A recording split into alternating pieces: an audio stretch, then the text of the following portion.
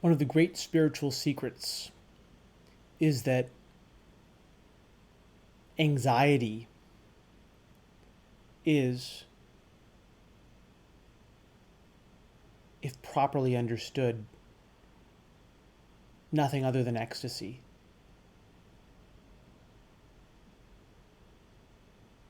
Anxiety, fear,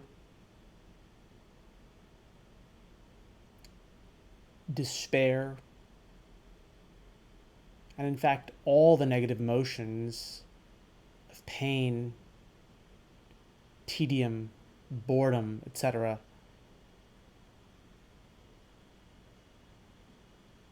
are suffering only when one identifies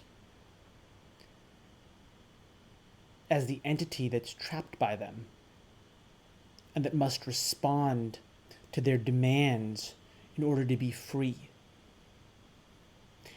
These emotions and anxiety, which is sort of a blanket term for them, are driven, you might say, by the life force within us in patterns that are formed from, call it genetics or past lives or what you will. And this life force has been termed many different things in different philosophical and psychological systems. In Vedanta, it's prana. In psychoanalysis, it's libido.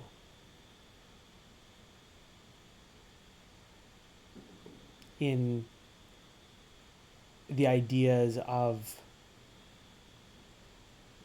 yoga and meditation, it might sometimes be termed kundalini.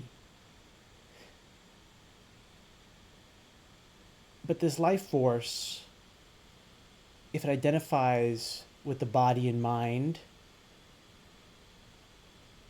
is looking to satisfy various needs, both physical, like hunger and thirst, and then a whole plethora of psychological needs, desires for meaning, dealing with the fear of death, the whole symbolic set of relationships with family and friends and nation, community and ideas, projects, always looking for what? Looking for that, in some sense, which was broken by the coming of individuality. The so-called coming of individual perspective shattered the world into a me and a not me, and that generated a divide.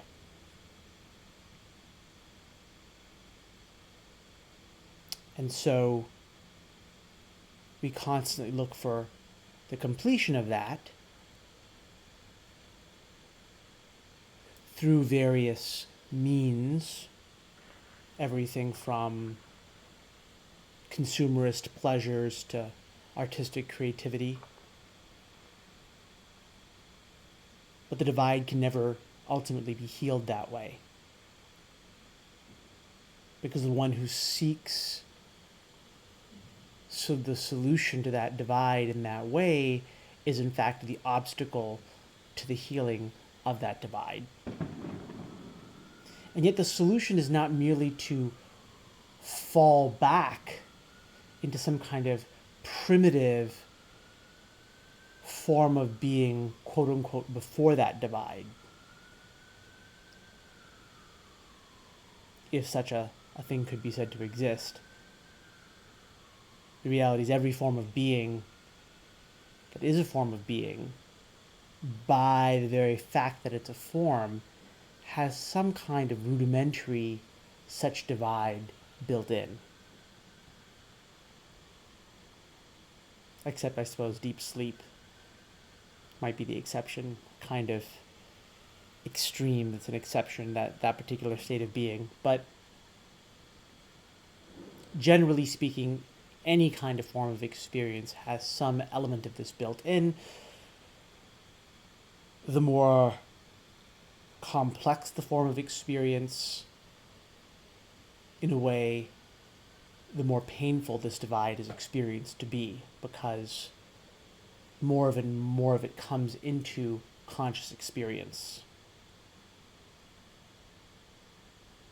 Again, the suffering that's associated with the life force attempting to satisfy its desires in various ways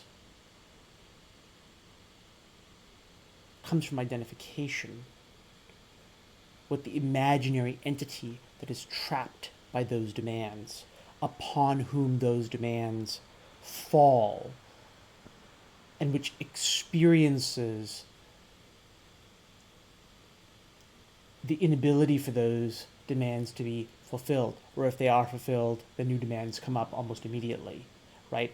And to have to continuously exert effort in the form of work, in the form of planning, in the form of worrying, in the form of deciding.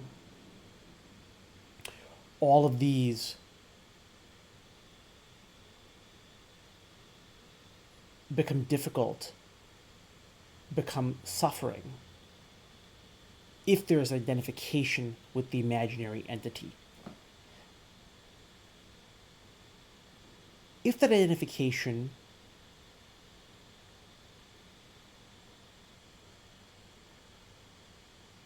isn't the case,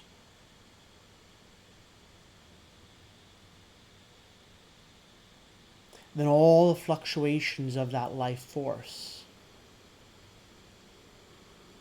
don't suddenly fall into absolute stillness, nor need they, because their very movement, whatever that movement is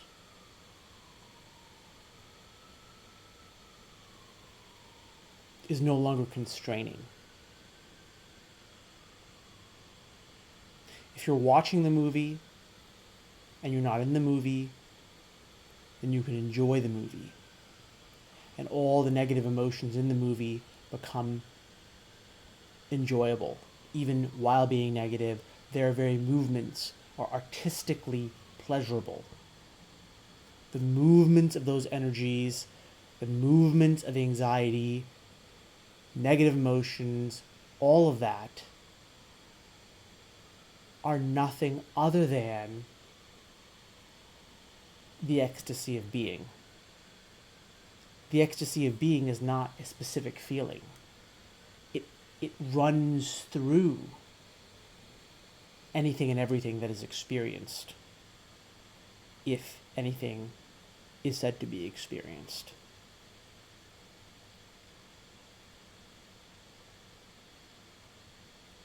And so freedom from identification with the self, which occurs through profound surrender or profound inquiry,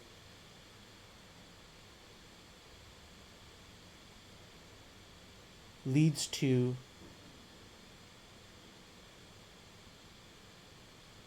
the revelation,